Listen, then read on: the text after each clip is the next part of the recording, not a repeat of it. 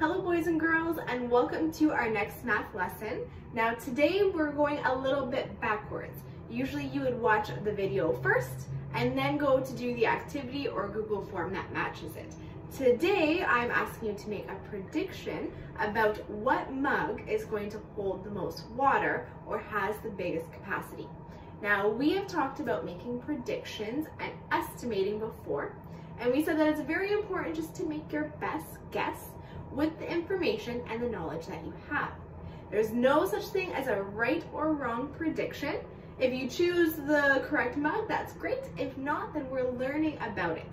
So if you've not made your predictions yet, pause the video, go make your predictions, and come back to see the results.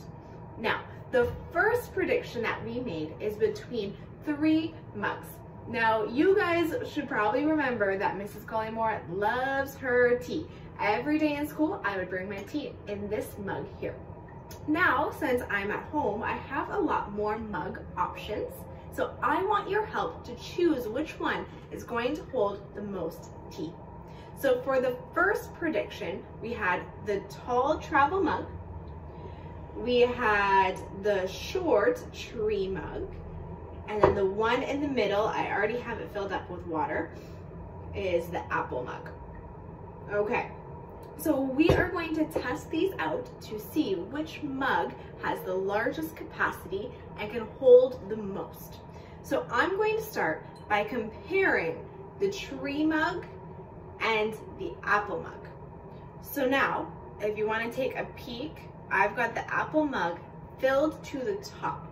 We discussed this in the last lesson, that when we're measuring capacity, we have to make sure that we're filled right up to the top. So I'm going to transfer what's in the apple mug into the tree mug. If it can hold more, that means it won't fill it to the top. If it holds less, then that means it's going to spill over. All right, so I'm over top of my sink right now so I don't make a mess. Let's see what happens, okay?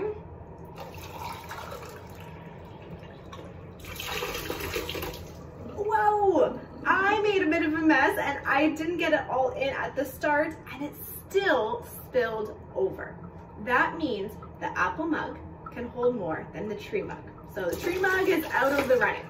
Okay, I'm gonna fill this one back up and now we can compare it to the tall travel mug.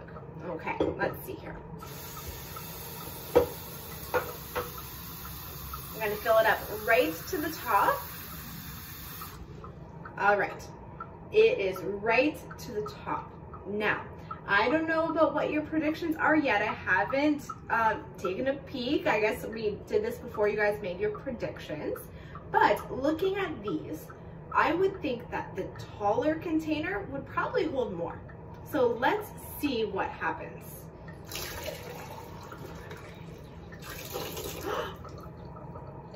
Boys and girls, this one spilled over as well. Oh man, so the taller mug does not hold as much as the shorter mug? What is happening here?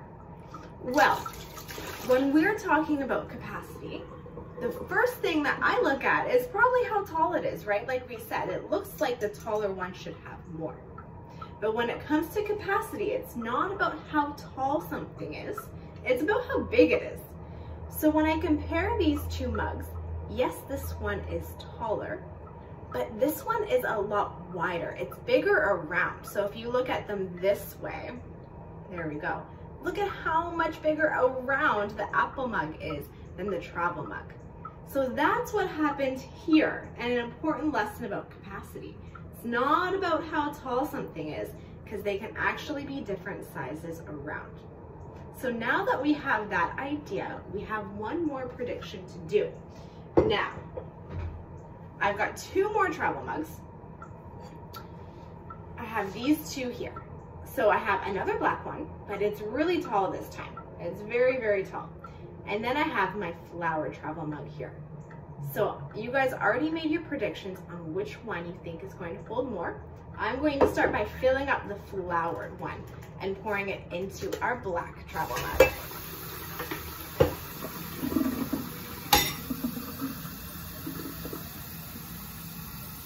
All right, going right to the top, of course, for capacity. All right, we're filled right to the top. There we go.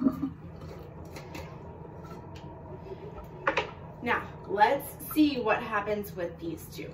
Okay, I'm gonna try to pour it really well. Here we go.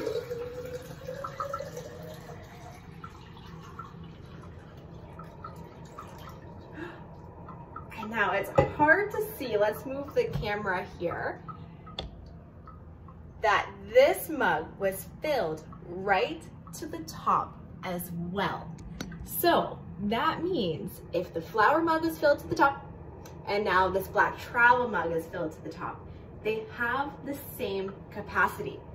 Even though they look different on the outside, one is taller than the other, just like we discussed in the first experiment, that it's not about how tall it is. That can be really deceiving for capacity. If I tip these over and see, the flower mug is shorter, but it is bigger around. Even though they look different on the outside, they actually have the same capacity. So boys and girls, this is a little experiment and lesson to think about and estimate the capacity that something can hold. So the next lesson, we're going to be putting this into play. I hope you guys had fun with our experiment. We'll see you guys later.